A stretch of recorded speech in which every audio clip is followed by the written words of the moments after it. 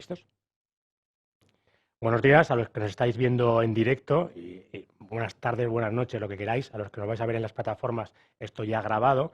Hoy estamos en este espacio, en la casa de Accenture, somos Retina, somos el Grupo Prisa, y queríamos reflexionar sobre el mundo de los contenidos, que es nuestra industria, que es nuestro negocio. Además lo hacemos entre amigos, creo que la cuarta vez que contamos juntos este informe sobre consumo, sobre entretenimiento, sobre hogar digital, que todos los años con Alfonso presentamos en un espacio similar a este. Este año queremos centrarnos en el streaming, en cómo consumimos contenidos. Hemos pasado 2 años complicados. En el momento álgido llegamos a pasar 72 horas semanales delante de nuestras pantallas, muchas de esas horas consumiendo contenido, algunas de esas horas también pensando qué contenido íbamos a consumir. Creo que eso es uno de los debates que hoy seguro será relevante. Vamos a hablar de todo lo que ha ocurrido en estos años, pero queremos hablar también de lo que ocurrirá en los próximos. Estamos en un momento en el que retomamos nuestras vidas analógicas, tenemos ganas de pasar más tiempo en la calle y desde luego hay que repensar cómo consumimos esos contenidos, cómo los distribuimos y cuál es el negocio que hay detrás de todo esto.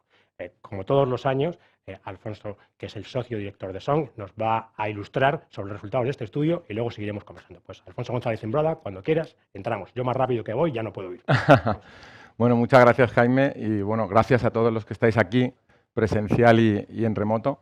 Este año, como decía Jaime, vamos a presentar una vez más nuestro informe del consumidor digital, de cómo cambian los hábitos de consumo y del consumidor digital, y este año lo hemos llamado el streaming del futuro. ¿Y por qué? Porque realmente, como decía Jaime, ha cambiado totalmente la forma en que vemos y consumimos vídeos, series, televisión, etcétera. Entonces, bueno, mi rol aquí es contaros los datos principales del informe, y quiero contaros también unas conclusiones que hemos sacado de cómo la industria del sector se tiene que adaptar para realmente responder a la demanda del nuevo consumidor digital. Y bueno, sin más, también quería recordaros que realmente tenemos la suerte, como decía Jaime, de ser espectadores de todo este cambio. Llevamos una década, empezamos a contarlo el otro día y nos quedamos sorprendidos, 10 años viendo cómo ha ido cambiando los hábitos de consumo y cómo año tras año hemos identificado nuevas tendencias que realmente las empresas tecnológicas y de las TIC tienen que adaptarse para responder a estos hábitos de consumo. Y como otros años, esto es un estudio que es global. Es un estudio que hacemos en 11 países, hemos hecho 6.000 encuestas, como se indica aquí, 500 de ellas además en España.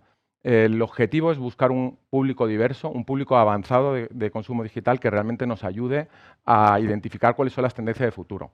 Y luego lo que hemos hecho es extraer los datos de este país, ver también incluso las tendencias, cómo han ido cambiando en los últimos años y con un elenco de profesionales, ¿no? Y un equipo que tenemos espléndido, ¿no? Tanto de industria, de Accenture Song, de research y expertos en analytics, hemos hecho toda una reflexión de realmente cómo debería evolucionar y cómo debería responder la industria a esta demanda. Y antes de empezar, una reflexión un poco sobre el pasado y cómo han cambiado los hábitos. Yo creo que todos estamos de acuerdo que la televisión y cómo consumimos vídeos y televisión ha cambiado para siempre. Las plataformas de streaming, todas realmente ocupan casi el 100% del tiempo de ocio que gastamos viendo series y vídeos. La forma en que buscamos estas series, la forma en que la consumimos ha cambiado radicalmente. Antes estábamos todos en el hogar, ¿no? Viendo delante de la televisión esperando que echaran el capítulo de la serie favorita, toda la familia junta, y ahora digamos que esto se ha perdido. Ahora lo vemos cada uno en diferentes momentos, diferentes pantallas, y la tecnología avanza cada vez más rápido, ¿no?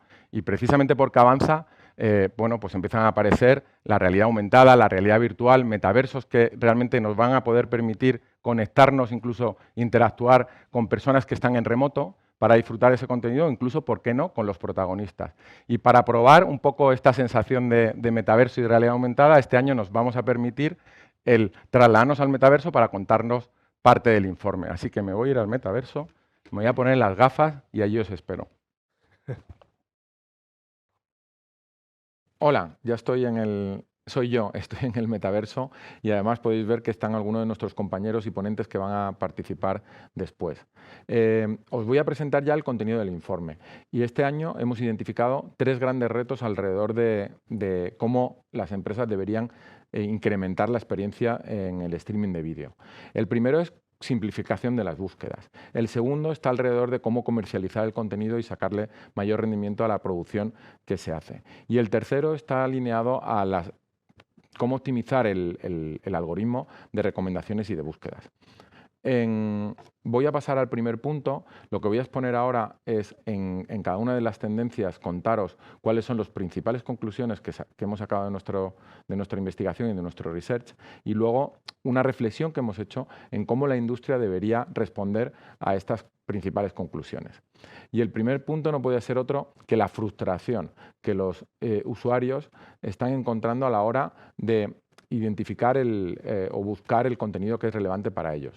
Lo que ha estado pasando durante la pandemia y antes es que cada vez más hemos ido adquiriendo múltiples plataformas, o nos hemos ido suscribiendo a múltiples plataformas de vídeo, que además estas cada vez ofrecen más contenido. El encontrar algo que realmente es relevante con tanta oferta es bastante complejo, tanto que incluso estamos llegando a pasar el mismo tiempo que pasábamos buscando o seleccionando una película que ver en el videoclub. Los españoles además están por encima de la media. El 57% de los encuestados en España ya pasan más de 6 minutos buscando un contenido que es relevante para ellos.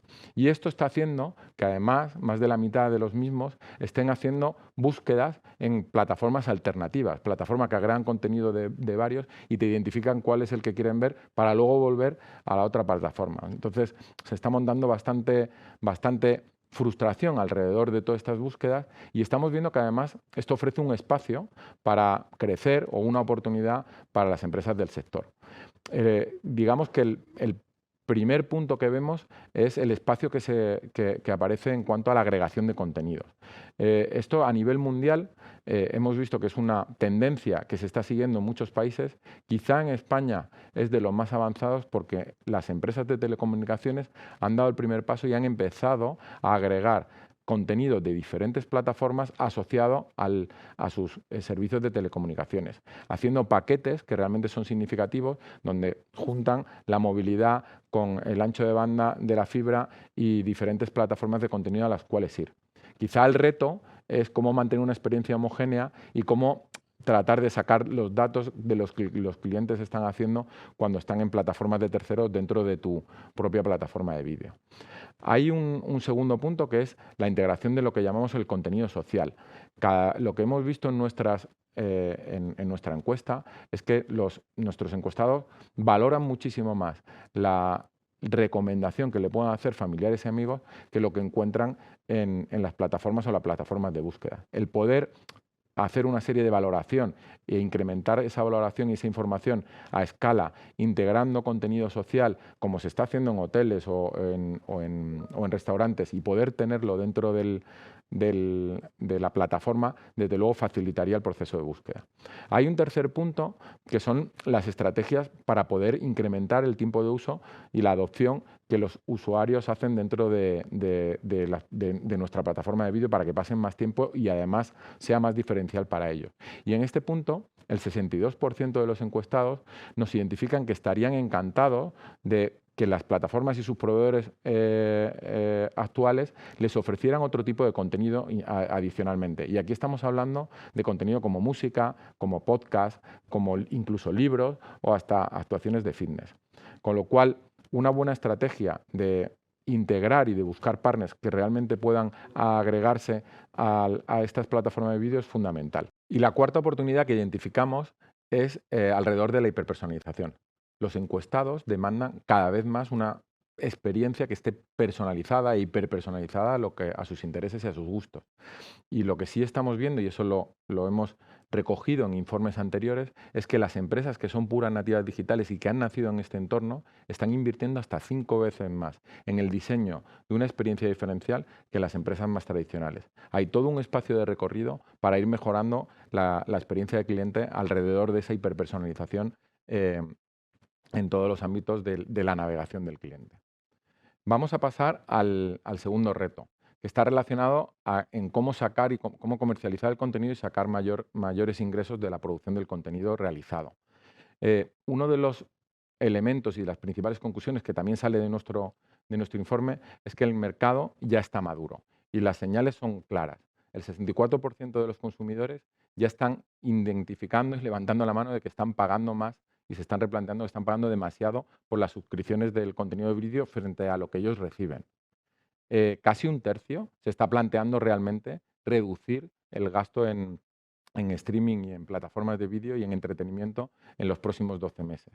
Y eso además viene acompañado de que hay una intención o un miedo a que crezca y se incremente el valor de la suscripción de estas plataformas de vídeo y estos contenidos. Eso nos identifica que las empresas del sector, para poder seguir creciendo y para poder seguir produciendo ese contenido relevante, necesitan identificar otras fuentes de ingresos que les permitan ser competitivos en el futuro. Y de ahí se abren una serie de oportunidades. El cómo poder diferenciarse y sacar partido a la producción de los contenidos realizados, lo vemos muy relacionado a evolucionar de unas plataformas de contenido donde el espectador y el cliente es mero espectador del contenido de vídeo, a una plataforma de experiencia donde los clientes pueden interactuar con esa plataforma de vídeo y en esa interacción se pueden buscar otras líneas de monetización. La primera que vemos y que hemos concluido es el identificar y generar nuevas experiencias de compra. Hasta la mitad de los encuestados estarían interesados en adquirir productos que están viendo o visualizando en el contenido de estas plataformas de streaming. Aquí se abre una oportunidad enorme para integrar estas plataformas con soluciones de e-commerce y aplicaciones que realmente te permitan interactuar y adquirir ese producto, ¿no? También estamos viendo que vuelve la publicidad al contenido. Poco a poco aparecen, intentando no penalizar la experiencia de cliente, pero están apareciendo contenidos publicitarios al principio de la visualización, ese denominado pre-roll, que genera un inventario y una monetización alrededor de este contenido. Y que además la tecnología te permite, por un lado, identificar quién es la audiencia y por ende sacarle mayor rendimiento a ese contenido que se está visualizando. Y por otro lado, además, la tecnología también permite el poder personalizar cada vez más y buscar otros espacios y otros contenidos publicitarios.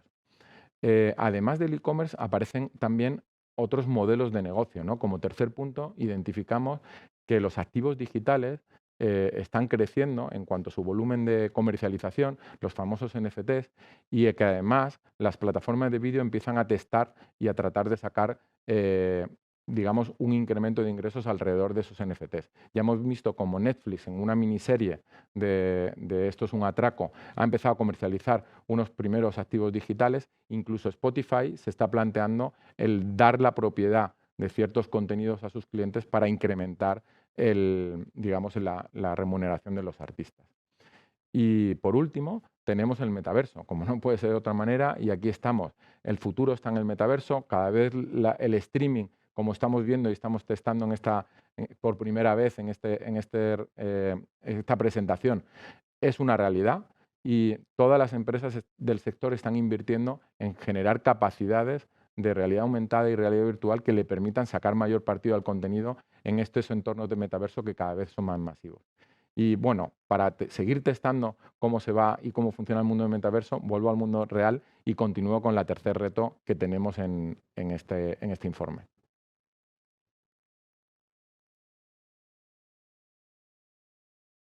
Bueno, y ya estamos en el mundo real y además parezco que estoy entero, así que voy a seguir con la presentación y ya con el último y el tercer reto, ¿no? En la optimización del algoritmo. Aquí hay un dato que nos ha sorprendido muchísimo y es que las empresas del sector llevan años invirtiendo en modelos analíticos y en tratar de conocer más el cliente y los hábitos del cliente para realmente dar una respuesta y unas recomendaciones relevantes. Y lo que estamos viendo, lo que nos dice nuestra encuesta, es que la mayoría de los encuestados consideran que para ellos no son representativas. Entonces, bueno, les hemos preguntado también cuáles son los criterios que ellos creen que pueda hacer más representativo o que se tendrían que tener en cuenta para que las recomendaciones realmente fueran relevantes para ellos. Y aquí nos han sorprendido algunos datos. Los dos primeros que han valorado quizá no, porque es el género, los intereses en qué tipo de contenido es el que les gusta y también un poco la popularidad de esos contenidos, ¿no? El cómo lo valoran terceros. Pero fijaos que el 50% de los encuestados nos dice que les encantaría que tuvieran en cuenta su estado de ánimo, incluso qué es lo que están viendo en ese momento familiares y amigos. Entonces, se abre un abanico de posibilidades a la hora de conocer más el cliente, conocer cómo se encuentra y con quién está viendo ese contenido. Y además nos ha sorprendido otro dato, y es que siempre en los últimos informes hemos hablado que la seguridad de los datos era algo que le preocupaba muchísimo a los encuestados, y sin embargo, aquí lo que nos está diciendo prácticamente la mitad de los encuestados es que no les importaría compartir los datos entre diferentes plataformas para que realmente la recomendación fuera mucho más relevante. Incluso el 56% les encantaría que su perfil pudiera ir navegando de una plataforma a otra. Entonces, bueno, ¿cómo realmente vemos que las industrias del sector deberían responder a esto? ¿Cómo desarrollar un recomendador potente que tenga en cuenta esos estados de ánimo, esos intereses y esa situación en la que se encuentra el cliente en ese momento? Y bueno, hemos identificado tres posibilidades que realmente se podrían hacer, la tecnología lo permite, pero también hay que tener en cuenta la ley de protección de datos y las políticas de consentimiento. Pero bueno, por presentarlas aquí, vemos que un primer punto es la integración del contenido entre plataformas. Es cierto que el contenido, es decir, el conocimiento del cliente es un valor supercapital para todas las plataformas y nadie lo quiere compartir, pero a lo mejor se podrían llegar a modelos de concretar esta información y que realmente compartirla y poder encontrar algo relevante. El segundo es el tratar de incrementar la información del cliente con mayor información del contexto. Y aquí quizás los agregadores, como decíamos en el reto número 1, agregadores y las empresas de telecomunicaciones tienen un valor diferencial porque tienen muchísima más información que lo que es el propio contenido de vídeo o sobre el cliente, ¿no? Lo que está haciendo, cómo se mueve, con quién lo ve, etcétera. Y por último, el poder llegar a acuerdos con terceros, ¿no? Hay terceras empresas que puedan publicar sus datos, podamos agregarlo, poder complementar la información del cliente y además incluso se podría, ¿por qué no?, abrir una posibilidad que ciertas plataformas publicaran APIs o servicios a terceros y que pudieran monetizarlo. Bueno, es un debate que voy a dejar en manos de Jaime y de nuestros expertos y que seguramente ellos nos van a poder profundizar mucho más en todo el streaming del futuro y la nueva innovación que aparece en el sector. Pues muchísimas gracias, Alfonso, a ti y a tu avatar por esta presentación que nos habéis hecho. Además, yo creo que la presentación del avatar me ha recordado a los otros años tuyos. Está muy conseguido este avatar. Lo han integrado muy bien el personaje. Bueno, nos acompañan 4 invitados. Como todos los años hemos tratado de hacer una representación de los distintos actores involucrados en esta transformación, empezando por la derecha, solo geográfica. Nacho García Legaz, es el director general de televisión en Orange España. Los operadores juegan un rol fundamental en el entretenimiento en el hogar y desde luego en el streaming. Elena Álvarez de Cadavico, ella es la YouTube Lead para España y Portugal, como su propio nombre indica, en YouTube. Creo que todos entendemos también la importancia que tiene YouTube en el mundo de los contenidos. Además entiendo que esta tendencia hacia no querer pagar y estar dispuestos a buscar publicidad es algo interesante en vuestro negocio, así que por ahí seguro que nos cuentas cosas interesantes. Justo a mi izquierda está Álvaro Manzano, él va a hacer va a llevar la gorra de consultor en esta mesa. Él es el director de contenidos dentro de Accenture Song, dentro de la industria de medios, y para representar a las televisiones tradicionales, aunque él está en la parte menos tradicional de las televisiones tradicionales, nos acompaña Emilio Sánchez Zaballos, él es el responsable de contenidos de A3 Player Encantado. en A3 Media. Pues bienvenidos a los 4. Si queréis, aunque el estudio habla mucho de futuro, a lo mejor está bien empezar por el presente y tratar de contar esta situación actual en la que estamos, en la que todos seguimos viendo mucho contenido, pero en la que empezamos a ver titulares por ahí, ¿no?, de burbujas sobre las plataformas, los señores de Wired diciendo que hay sobrevaloraciones de alguna de las más conocidas, no vamos a decir nombres, este enfriamiento en el número de usuarios y sobre todo en el número de abonados a este tipo de plataformas. Si queréis, empezamos por los agregadores y por las operadoras. ¿Cómo veis esta situación actual del mercado? ¿Crees que después en este mundo post-pandemia, con menos tiempo para consumir contenidos en casa, con inflación galopante y con cierto agotamiento, que estáis viendo como dinámica del mercado? Bueno, a ver, aquí es una pregunta bastante profunda, ¿no? Digamos, Por eso me pagan, por hacer preguntas profundas. Yo creo que se tienen que producir cambios en la industria aguas arriba y hacer una reestructuración digamos, de todo el sector que afecta a los consumidores, en el sentido de que el consumo va a estar ahí, pero la existencia de uno o solo dos o un número reducido de players yo creo que no es sostenible, ni desde el punto de vista de estructuras de costes, ni desde el punto de vista del consumidor. Entonces, en un mercado en el que va a haber pues muchos, digamos, por así decirlo, proveedores de contenidos, eh, el rol del agregador va a existir, ¿no? Y aquí la clave de todo esto es cómo aportas valor al consumidor. Ujú. Y aquellos que consigan hacerlo, pues tendrán más o menos éxito, ¿no? Y yo creo que al final el consumidor, lo estábamos viendo un poco los datos que salían del estudio, el consumidor empieza a tener dificultades para pagar por todo lo que quiere tener, empieza a tener dificultades para elegir qué es lo que quiere ver y en ese ejercicio, y también para seleccionar e incluso saber dónde están las cosas, ¿no? Y ahí para mí lo importante es que el que juegue el rol del agregador sea capaz de aportarle un poco de valor en estos elementos, ¿no?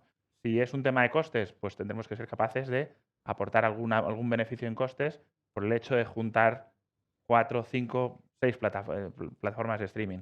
Si es un ejercicio de experiencia de uso para no estar buscando en miles de sitios, pues que haya un ejercicio editorial de recomendación o lo que sea, ¿no? Hay que buscar un punto de aportar valor en ese rol de agregador, ¿no? Ujú. Y ahí, pues un poco yo creo que los operadores jugamos con una cierta ventaja en el sentido de que podemos juntar en una oferta convergente un beneficio en precio, tenemos información sobre el consumo y podemos un poco ayudar o hacer ese ejercicio cross que también yo creo que se echa de menos, ¿no? Ahora mismo una plataforma recomienda un contenido, otra plataforma recomienda otro contenido, pero no hay nadie diciendo que si a ti te gusta el contenido X de esta plataforma, probablemente te guste este contenido Y que tienes en otro sitio, ¿no? Y eso, digamos, desde una perspectiva un poco aséptica y sin estar involucrado en la producción de nada en concreto, que yo creo que ese también es un ejercicio de higiene, permite pues, ir balanceando el esfuerzo de selección entre diferentes plataformas. Ujú. Yo creo que volveremos, ¿no? a algunas de estas cosas de la creación de valor y de la recomendación unificada y de este tipo de cosas, pero sí me interesaba en este momento en el que estamos, ¿no? En que se empieza a hablar de burbuja de ciertas plataformas. Hay un debate interesante que tiene que ver con las televisiones, que es, oye, esto no va de crisis de plataformas, va a crisis del modelo de algunas plataformas, que es el de televisión generalista de pago. Porque es verdad que siempre ha existido una televisión, vamos a decir, una televisión muy determinada que era de pago, una televisión para poca gente, y esa poca gente estaba dispuesta a pagar por ella. Alguna de las plataformas ha inventado justo lo contrario, ¿no? Que es una televisión para todos, pero de pago. Yo siempre pongo el mismo ejemplo, ¿no? Los Soprano y Los Serrano, ¿no? Mucha gente veía Los Serrano, mucho menos veíamos Los Soprano, pero los que veíamos Los Soprano pagábamos por verlo y los que veían Los Serrano nadie pagaba por verlo. ¿La gente hubiera pagado por ver Los Serrano? Pues hay gente para todo, pero a lo mejor no era tan fácil. Y siento que no es un ejemplo de A3 Media, pero bueno, ninguno de los dos, pero me ha salido así. ¿Cómo ves este modelo de televisión generalista, contenidos de pago y cómo se integra A ver, en este ecosistema? yo creo que es un modelo que ha ido cambiando en los últimos años y va a un cambio todavía mayor. A mí no me gusta hablar de una televisión tradicional y plataformas. Nosotros al final en A3 Media tenemos un concepto global del contenido. Hemos sido una empresa que hace contenidos, que distribuye contenidos, que tradicionalmente lo ha hecho con unos canales lineales, pero que desde hace unos años... es más, dentro de la estructura interna somos una misma organización. No hay un área digital o no hay mi área de plataforma y un área de contenidos de televisión. Al final los contenidos se piensan en global porque el público los piensa global. O sea, no hay nadie que piense yo veo la voz en lineal, yo veo la voz en la OTT. La gente ve la voz.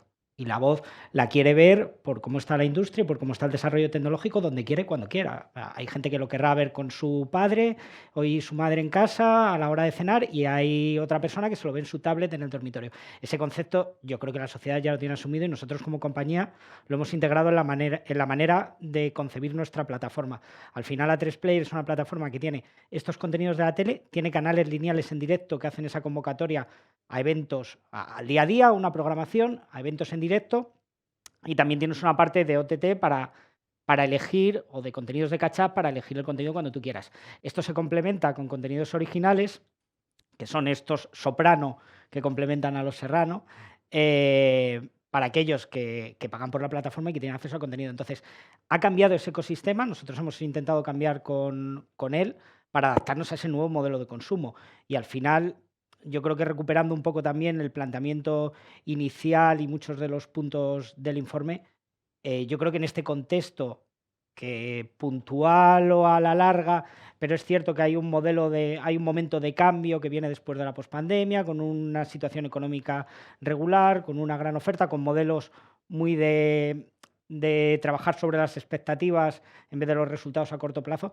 Yo creo que cada vez va a ser más importante el diferencial del contenido. Siempre lo ha sido, siempre hemos dicho que el contenido es el rey, pero en este contexto de que la gente tiene menos tiempo, quiere dedicar menos recursos, al final el diferencial es tener grandes marcas y no construir un catálogo, digamos, más de volumen que de calidad, ¿no? Y yo creo que es una de las líneas que nosotros tenemos clara para los próximos años. Ujú. Desde YouTube, ¿cómo lo veis? Estábamos hablando, llevamos esta semana en Retina una columna de Sergio Fanjul, que ha estado con COVID la semana pasada, y dice que el contenido que más le encajaba en estos tiempos pandémicos era YouTube, ¿no? Que ha encontrado en YouTube cosas que le parecía que encajaban con este momento de la vida. Él recomienda, no sé si es para todos los públicos, a dos argentinos con pipa que hacen un programa sobre el legado de Proust. Creo que es muy duro, muy heavy, pero que está muy bien para estos tiempos. ¿Cómo veis desde YouTube este momento en el que estamos de cambio en el contenido, de tendencia a estar menos dispuesto a pagar, pero de buscar otro tipo de opciones? Pues yo creo que durante 2022 efectivamente vemos a una audiencia un poco apagada en cuanto que tiene confusión de plataformas y contenido, ¿no? Como que todas las plataformas un poco ofrecen el mismo contenido, ¿no? Yo creo que YouTube versus un poco las plataformas tradicionales, efectivamente tenemos contenido variado para todos los públicos, ¿no? Efectivamente, como dices tú, esta persona no sé qué tipo de contenido buscaba, ¿no? Pero al final lo que estamos logrando es cómo pasar de unas noticias, ciertos programas, a realmente meternos en ciertos nichos. No tenemos ninguna plataforma donde realmente te enseñe, no existen plataformas donde realmente practiques deportes, donde realmente generes nichos de videojuegos, ¿no? Entonces yo creo que YouTube es una plataforma generada para todos los públicos, con lo bueno también que tenemos que es gratuita. Entonces lo que permitimos que cualquier persona de cualquier edad y con cualquier tipo de contenido se pueda meter y participar, ¿no? ¿Y qué tipo de contenidos veis? Porque yo creo que sois también un buen barómetro de los contenidos que funcionan, ¿no? La sensación que tenemos, por lo menos yo, es que en YouTube cada vez hay más contenidos cortos, tenéis un programa Shorts específico, ¿no?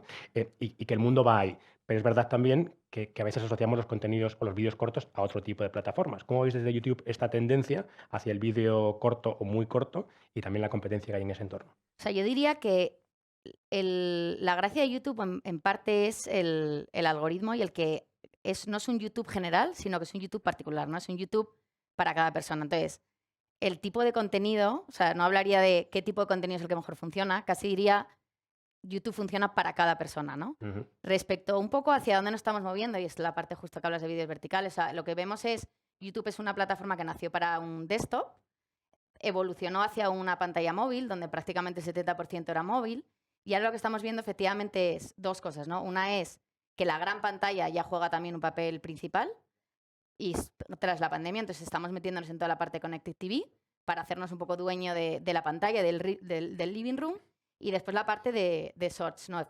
Efectivamente hemos visto que tenemos otros players con grandes formatos que generan bastante engagement y que hacen sobre todo que las personas pasen tiempo.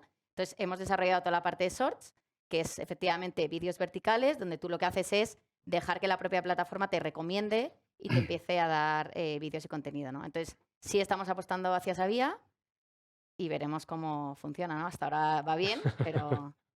Te paso para que nos cuentes también cuál es tu visión, porque yo creo que ya han aparecido muchas de las cosas que contáis en el estudio, ¿no? Ese rol de los agregadores y de cómo encajar ofertas diferentes, que veremos qué solución plantea.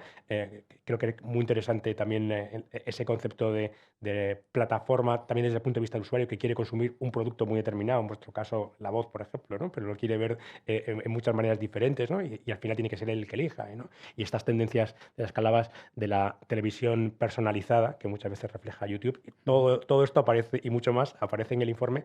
Cuéntanos cómo estáis viendo vosotros este momento de desaceleración del mercado, porque no del consumo, ¿no? Porque en el consumo sigue habiendo un consumo importante de contenidos. Sí, bueno, así es, ¿no? Y muchas de las cosas que ya están saliendo hasta este momento son precisamente respuestas y soluciones a la situación actual del mercado, ¿no? En España, además, venimos de una tradición de mucho consumo televisivo, somos del país con más televisión en abierto y con más contenido que se consumen en el mundo, y eso al final tiene su reflejo también en las plataformas, ¿no? Tenemos más de 40 plataformas distintas nacionales que cubren todo tipo de suscripciones, desde las más baratas, gratuitas, hasta paquetes de contenido más sofisticados. Tenemos plataformas que cubren contenido generalista y contenido muy de nicho, ¿no?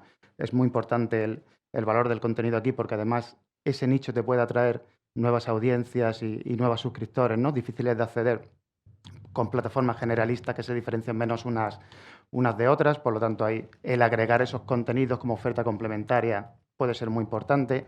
Vemos también, ¿no?, esa necesidad de personalizar el contenido. YouTube lo hace muy bien con esa recomendación, con esa visión global del usuario y de sus preferencias, ¿no?, que en las plataformas de manera independiente al final tenemos una visión sesgada, ¿no?, de las preferencias del usuario, y que en esa visión más cross pues puede satisfacer, ¿no?, otras necesidades o otros perfiles de consumo que pueda tener una misma persona. Y bueno, creemos que con la situación actual y con la saturación que tenemos de mercado, al final el tiempo de atención y de consumo de una persona es el mismo. Por lo tanto, ahí es donde va a estar la batalla, ¿no?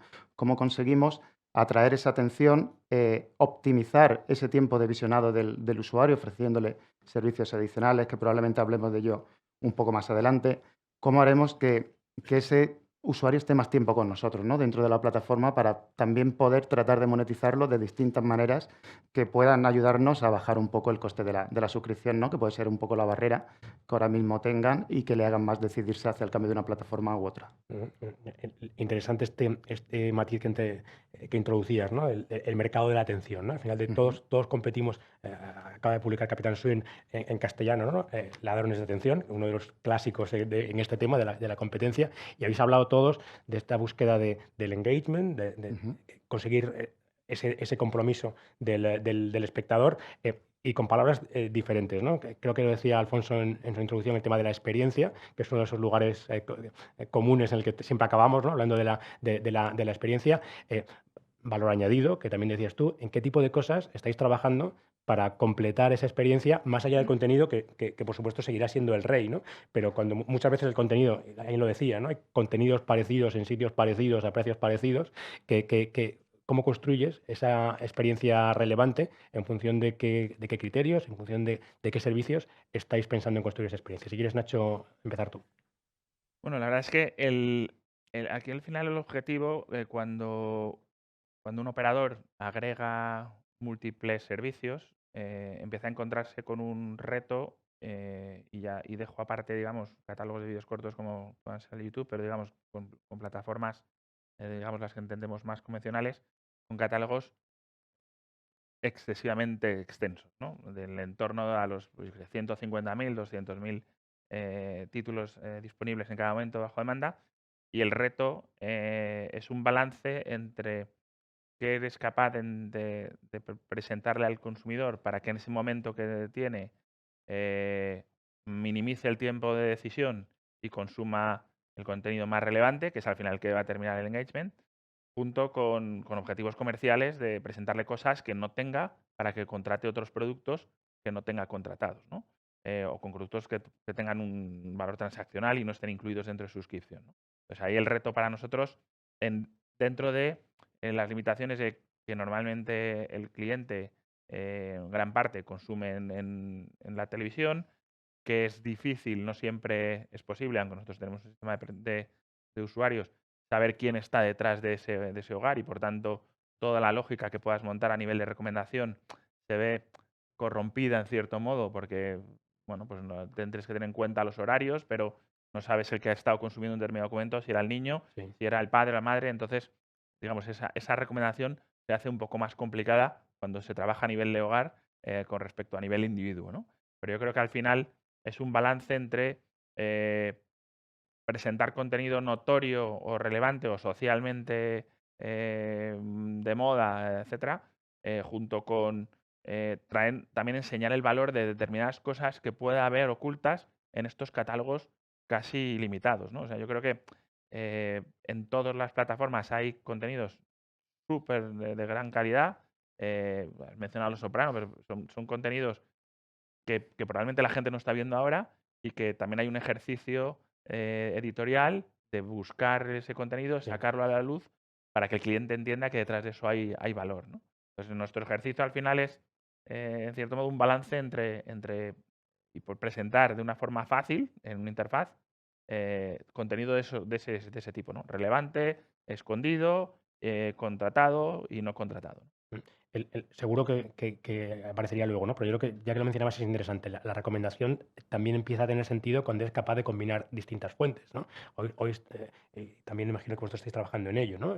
En trabajar en IDs, en trabajar en alguna solución que permita que la recomendación sea un poco más amplia que solamente lo que una persona o lo que ese hogar ve en Orange. ¿Cómo estáis Y, trabajando en esa línea? Bueno, aquí yo creo que este tema para mí es uno de los temas más relevantes, ¿no? No lo vería tanto desde una perspectiva técnica, que también, es decir, nosotros cuando agregamos catálogos, lo que hacemos es que haya un único, digamos, elemento cross-plataforma. Pensemos que también, por cómo están estructurados los derechos, puedes encontrarte una serie que esté una temporada en una plataforma y el resto de temporadas en otra, y no tendría sentido que estuviese eso desperdigado, sino que se agrega en un sitio, lo identificas y luego puedes verlo en una plataforma en otra. Pero más allá de la recomendación del algoritmo que estamos aquí, que antes salía en el informe, yo defiendo un poco el criterio digamos, humano a la hora de seleccionar de las diferentes plataformas para crear algún tipo de regla, ¿no? Es decir, me lo invento, ¿no? Y ahora que va a estar de moda, ¿no? Pues si a alguien le gusta Juego de Tronos, pues probablemente El Señor de los Anillos le va a gustar, ¿no? Y una va a estar en HBO, otra va a estar en Amazon. Y para eso no hace falta mucho un algoritmo. Alguien que entienda de esto es capaz de establecer esa pre-recomendación, ¿no? Entonces nosotros sí que estamos trabajando en esa parte, sobre todo para los grandes títulos, para las grandes series, para que ese punto de partida ya esté establecido, ¿no? Y que haya una combinación entre recomendaciones, por así decirlo, automáticas, algorítmicas, con recomendaciones, digamos, de curado de profesionales que son capaces de tener esas dinámicas, no solo por la tipología, sino por las cosas que están pasando, ¿no? O porque están siguiendo qué es lo que pasa en Twitter o hay alguna noticia interesante, y tenerlo en cuenta eso, porque al final, y aquí sí que creo que es importante, y los que vienen del mundo del abierto lo conocen, el éxito de los contenidos tiene una componente social determinante, ¿no? La gente al final consume lo que le ha dicho su amigo, su primo, tal, en una cena de yo estoy viendo esto, qué es lo que tienes que ver, ¿no? Y de hecho, yo creo que eso es nosotros cuando preguntamos un poco a los consumidores cuáles son sus principales inquietudes para intentar atacarlas, pues obviamente una es el precio, ¿no? El poder pagar por las cosas, pero hay una muy latente que es ¿y ahora qué veo, no? O después de terminado esta serie me siento huérfano y ahora qué tengo que ver, ¿no? Y ahí pues todos tenemos una o varias personas de confianza en la que cuando nos recomiendan algo nos inclinamos a consumirlo, ¿no? Y ahí nosotros queremos tener ese rol, ¿no? El decir, bueno, confía en nosotros, que sabemos que estas cosas, si te gustan este tipo de cosas, te van a gustar estas otras. Combinar las dos, ¿no? Es muy Spotify, ¿no? Esto de las listas de alguien, ¿no? Sí. Yo pensaba, se pueden decir nombres, ¿no? Yo pensaba, a mí me encanta cuando Filming hace esto, ¿no? De las películas favoritas de Von Trier, ¿no? Y te pone, o las películas favoritas de David Lynch y tal, como el paraíso del hipster, ¿no? Verte todas las películas que le gustan a Von Trier. Hablaba de esta construcción, ¿no? Del recomendador y de esto de picar un poco de todo, ¿no? Y combinar todo tipo de cosas. Vosotros al final venís del mundo del generador del contenido, no del agregador del contenido. A mí me gustaría, desde el punto de vista del generador, cómo veis este concepto de experiencia, cómo ves este concepto de engagement y cómo ves también ese concepto en un mundo en el que tu contenido posiblemente se va a consumir en plataformas cuya experiencia no gestionas tú directamente, ¿no? Sino que es de terceros. Sí, hay una parte, como decías, de generación de contenido, que volviendo a lo que planteaba antes, al final piensas en un desarrollo de contenidos y nosotros como partner local, pero con una visión más global, lo tenemos muy presente en los contenidos que hacemos. Hay una cosa que nos marca mucho, que es buscar historias que nazcan desde lo local, pero que sean globales, ¿no? El año pasado estrenamos Veneno y para nosotros es un gran ejemplo de un icono y de un personaje muy local, súper local, incluso diría súper de nicho, pero que cuando cuentas su historia se abre a un público mucho más global y cuando ves que viaja a otros países que nadie sabía quién era Veneno, de repente se entiende y ves que tiene un éxito, ¿no? Centrarnos en ese tipo de historias que, digamos, que sabemos que podemos y que creemos que solo se pueden hacer aquí porque tienen ese elemento local. Habrá quien haga lo mismo en otro entorno local con una visión global. Para nosotros es fundamental. Cuando nos planteamos una serie, no, es que esta serie tiene una cierta identidad local que solo la podemos hacer aquí o que la hacemos en este contexto, pero es capaz de viajar más allá. Para nosotros eso es muy importante porque eso hace, además de que tenga un recorrido en lo local y más allá, en la distribución y en las ventas, hace que enganche mucho con otro tipo de contenidos, como hablábamos a la hora de recomendar. Y luego la variedad de contenidos. También es importante hacer un portfolio que vaya en una línea editorial de tu marca. Al final todos nos posicionamos con el desarrollo de contenidos. A3 Media, con sus diferentes canales, tienen líneas editoriales, ya no solo políticas, sino también del tipo de contenido que desarrollan. Y en la plataforma también. Al final nosotros llevamos unos años construyendo contenidos originales y lo que queremos es que la gente nos vaya identificando. Oye, no, es que este contenido es muy de este perfil o me encaja con esto. Y eso que hace un reconocimiento de la marca y una fidelización también a los suscriptores, en cierto modo, porque saben que pueden tener una seguridad de que bajo la marca A3 Player Premium van a tener contenidos originales con unos valores, con una calidad, con una variedad de contenidos y con un volumen que al final el usuario también quiere. Y recuperando lo que decías también de la experiencia de usuario, yo creo que hay dos puntos. Uno, que lo damos por hecho, pero que la realidad es que yo creo que tiene una importancia grande para el usuario y grande para las empresas o para las OTTs o las plataformas, que es que la experiencia sea fluida. Hay un nivel al que se ha acostumbrado el usuario, no solo en las plataformas, sino por todo el desarrollo tecnológico, de que no tiene ningún problema, no tiene ninguna interrupción, encuentra el contenido fácilmente, se mueve por las plataformas y eso al final todas las compañías, que pues las vuestras, nosotros, las globales y las locales, conseguir esa experiencia fluida tiene mucho trabajo detrás, aunque para el usuario es muy transparente. Y luego sobre el tema de la recomendación, que luego si queréis lo hablamos, al final yo creo que habéis hablado también de las claves, ¿no? Que al final hay una parte en la que lo que queremos las plataformas o los operadores es adelantarnos a los gustos del usuario, ir un poco por delante. Hay veces que el propio usuario no sabe qué le está recomendando. O que tienes un algoritmo detrás, y eso es cuando mejor está implementado un algoritmo. Cuando el usuario no es consciente, no te dice recomendado para ti y te pone 5 series. No. El usuario a lo mejor, es que de repente cuando abro la plataforma veo esta serie y su amigo ve otra. El usuario no es consciente de que hay un algoritmo detrás. Y eso es cuando mejor está funcionando un algoritmo. Por no hablar de precios, ¿no? Poder detectar cuando un usuario está en riesgo de darse una baja y aplicarle una oferta. Yo creo que el algoritmo es fundamental para las plataformas, aunque, volviendo a lo que hemos hablado antes, yo también creo que hay una parte editorial que es muy importante para complementar el uso del algoritmo, porque por desgracia, por el ecosistema, por protección de datos y por desarrollo estratégico de las compañías, hay muchos datos a los que no podemos acceder, o porque el propio usuario no quiere, o porque entre compañías es complicado en el sector. Entonces, yo a lo mejor no tengo la información de que para mi algoritmo de que ayer fue Eurovisión y de que a alguien le pueda apetecer ver una película de Eurovisión, pero mi editor sí lo va a saber. Entonces, yo no sé si es una cosa que con el tiempo y con el cruce de datos iremos mejorando en el algoritmo, pero por ahora esa labor editorial nos ayuda mucho. Integrar, ¿no?, el algoritmo con el editor. Con la parte social que decíais. Cuando hablamos de experiencia, claro, tú hablabas, por ejemplo, de Juego de Tronos y tú hablabas de Veneno, ¿no? que son marcas, son en sí mismo, ¿no? Son contenidos que son una experiencia en sí mismo. Yo no sé cómo estáis también pensando en hacer crecer en torno a esa experiencia el producto, ¿no? Y el servicio un poco más allá. Yo en Veneno, por ejemplo, tengo la imagen de ella en el hospital cuando suena Senserra y siempre he pensado cuántas personas buscaron Senserra, esta canción de Senserra en concreto, en esa escena. Estoy seguro que miles, ¿no? Digo, claro, o sea, si tú ahí eres capaz de, oye, vender la canción, la entrada para el concierto de Senserra, ¿estáis trabajando también en este tipo de cosas, en la fuerza que tiene? Sí, yo creo que nos ha abierto dentro de la compañía, tenemos un área de diversificación y nos ha abierto muchas vías. Estamos trabajando también con cosas de NFTs, con las series, planteando cosas también en el metaverso. O sea, al final como compañía también queremos ir por delante. Pero yo creo que esta posibilidad que tenemos las compañías de desarrollar, no sé si llamarlo derivados, porque en realidad no es un derivado, en realidad es que la esencia del producto es más global.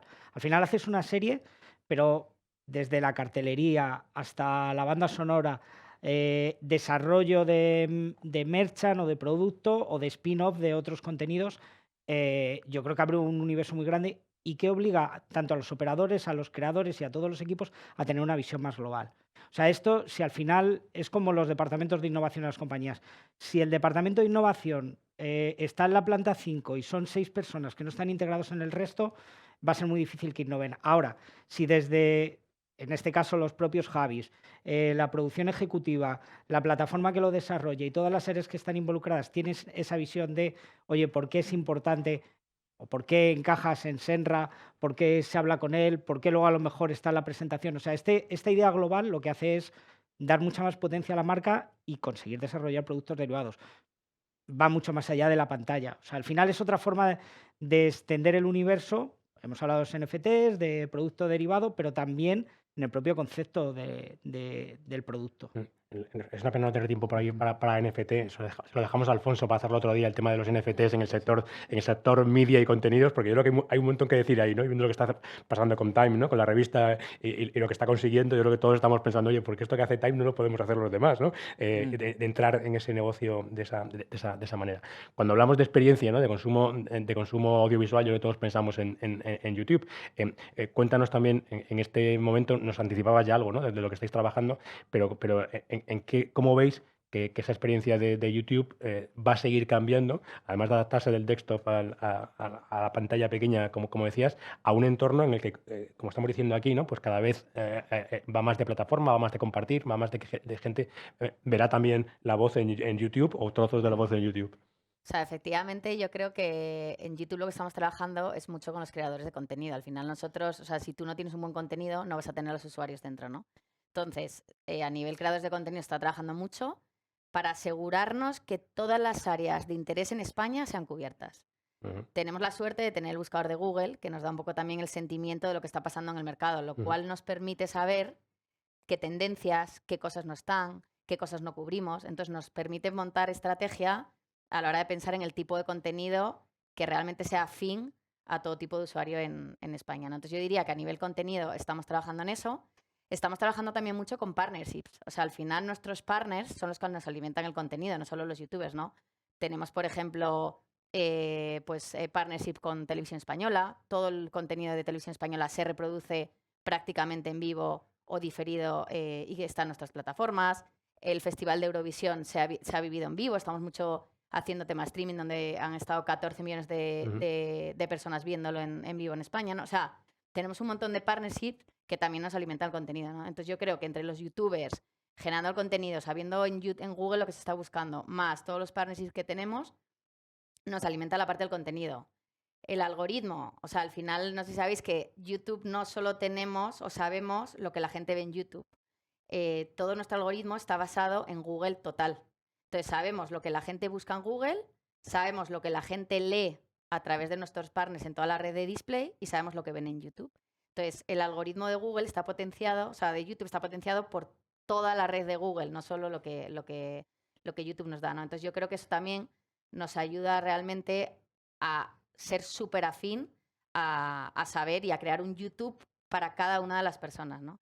Y después el buscador, o sea, al final hay muchas cosas donde, oye, tú eres identificado de que te gustan ciertas tendencias, pero de repente has descubierto el metaverso y realmente el algoritmo, como todavía no has hecho ninguna acción y es la primera vez que entras en YouTube a ver metaverso, pues necesitas un buscador potente, ¿no? El buscador de YouTube también está basado en el buscador de Google, que al final, bueno, ¿qué voy a decir de ello, no? Pero entonces, al final tenemos el contenido, los partnerships, el algoritmo y el buscador que nos hacen un poco potenciar la plataforma en ese sentido.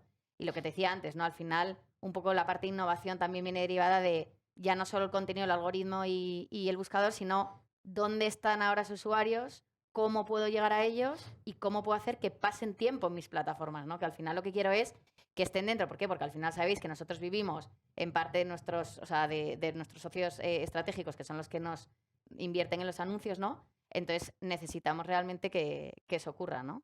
Entonces es un poco donde estamos. También, obviamente, todos los formatos, estamos pues en formatos innovadores donde realmente puedes skipear, no skipear, o sea, estamos haciendo que los formatos y algoritmos vayan ad hoc al comportamiento del usuario. O sea, es decir, si yo sé que un usuario cuando está en la plataforma ve mucho el vídeo, Entonces, lo que tiendo a hacer cuando le doy esos anuncios, o sea, cuando viene un cliente y me dice, oye, yo lo que quiero es que los usuarios vean cuanto más tiempo mi vídeo, pues lo que voy a hacer es meterle al algoritmo el formato para aquellas personas que sé que ven mucho tiempo un vídeo, ¿no?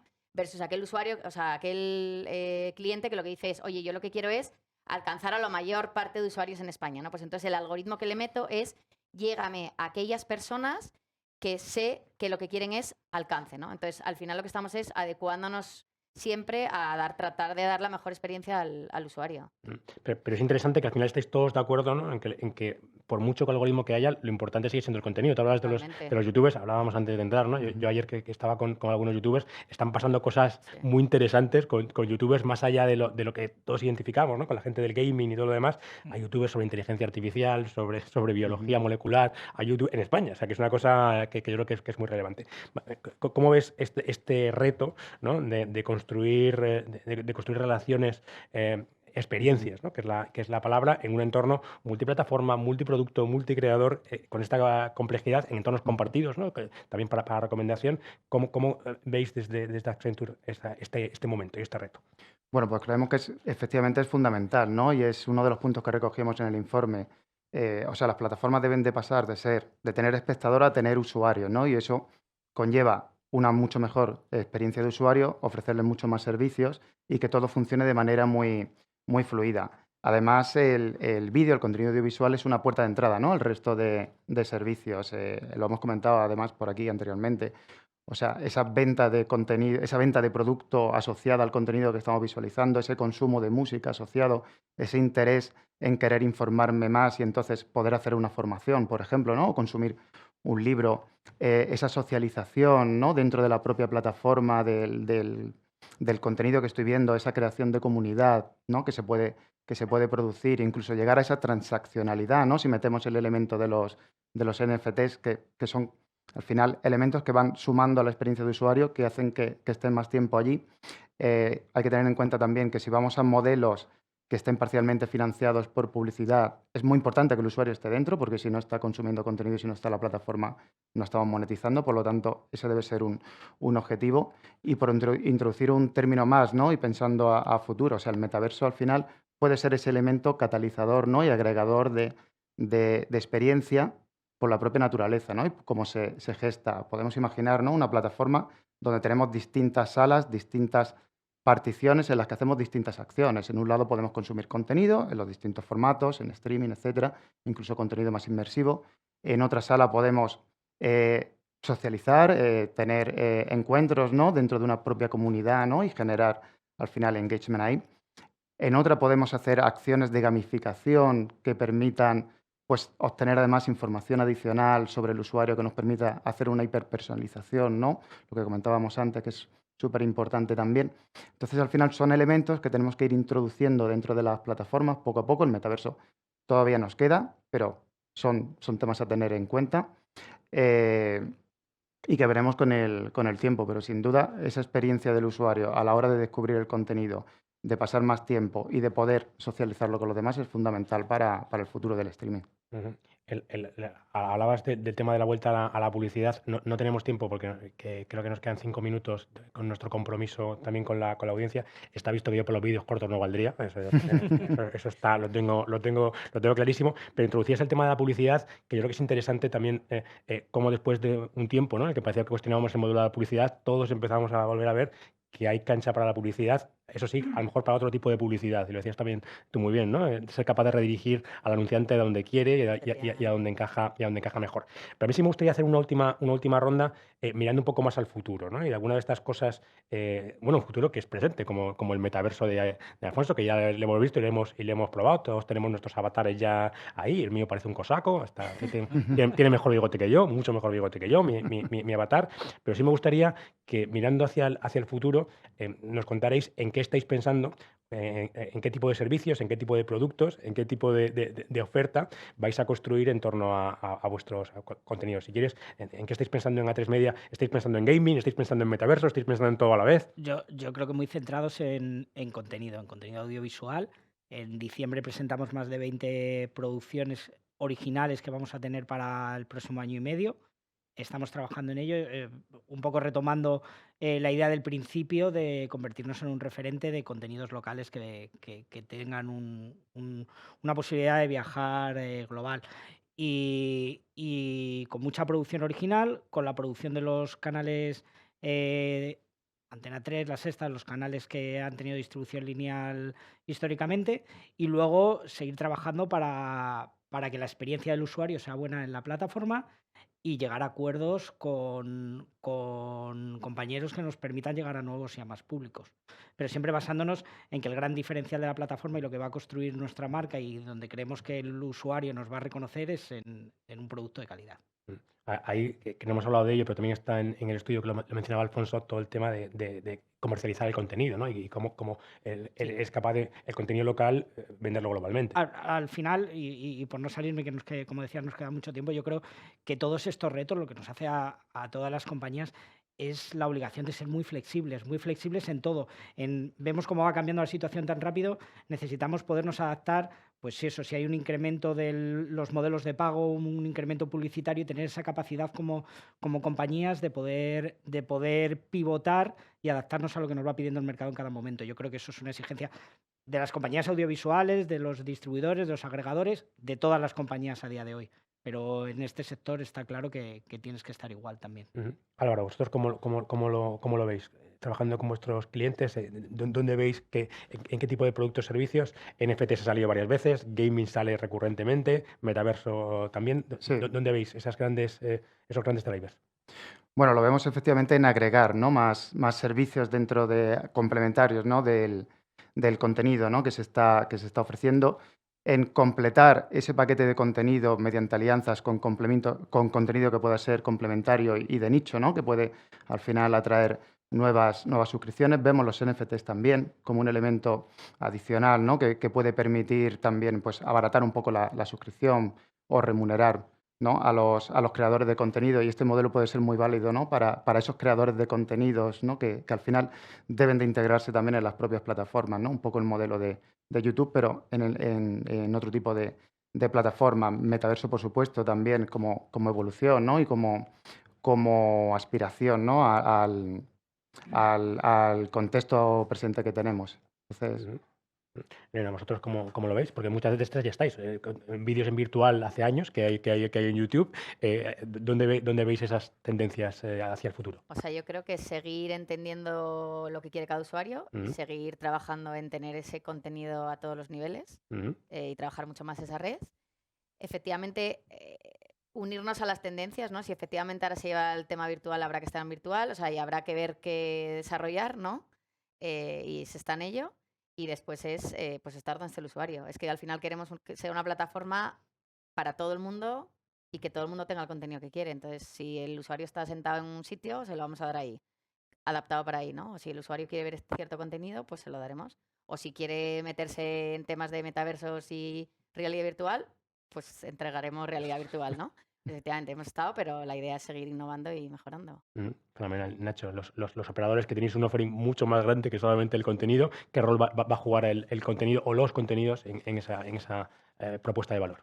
Bueno, yo creo que tenemos que seguir trabajando en la misma línea de seguir agregando entretenimiento. Yo no lo limitaría solo al vídeo, pero en general, entretenimiento en general, aportando valor al cliente en los ámbitos de beneficio económico, de beneficio de experiencia, aportando también a los partners con los que trabajemos, es decir, algo no solo que les incorporemos nosotros, sino que ellos entiendan que por trabajar con nosotros hay un beneficio, y facilitando en todo eso del acceso al entretenimiento todo lo que podamos. Aquí puede ser, si el cliente para poder consumir música pues, o necesita un dispositivo para utilizarla, pues un altavoz, pues facilitarle que tenga acceso a un altavoz. Si necesita un teléfono nuevo, si necesita una televisión inteligente para disfrutar de ese entretenimiento o una videoconsola, pues también jugar en esa ayuda pues con la financiación, con empujar dispositivos, etcétera, ¿no? Entonces, una combinación